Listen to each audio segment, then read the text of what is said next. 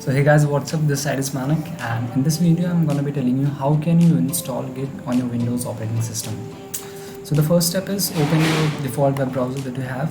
I'm using Google Chrome as my web browser, and simply search for download Git. Download Git.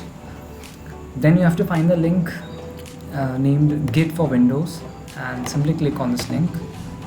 A new web page will appear, and the current version of Git is version 2.23.0.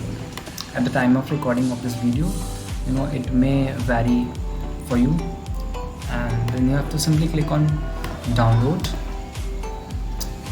and then it will start downloading Git. So I have Git installer Git installer on my system, so I'm not going to be downloading it. So after the download is finished, you can find the downloaded file on the downloads folder, and you have to double click on that file, the git installer file, and then a dialog box will appear asking you to download Git. Then click on next, and you can specify the folder where you want to download Git. And currently I have C program files and Git as my folder, so I'll click on next. Yes, you can add Git on your desktop by checking this box, and click on next.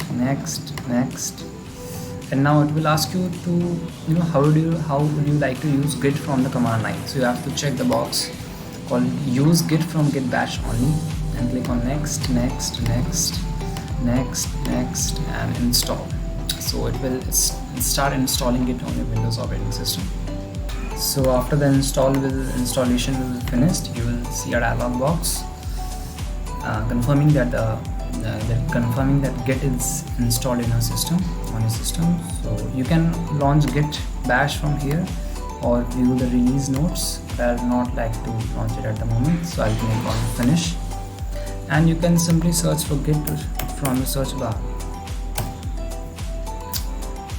and then you can do whatever you want to do.